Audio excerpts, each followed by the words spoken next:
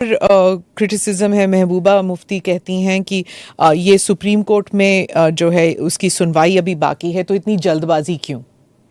देखिए, हर कानून को कोई सुप्रीम कोर्ट में स्टे करेगा तो कानून का इम्प्लीमेंटेशन नहीं होगा। सुप्रीम कोर्ट के सामने न्याय मांगने के लिए जाना और सुप्रीम कोर्ट ने स्टे देना दो अलग बात है।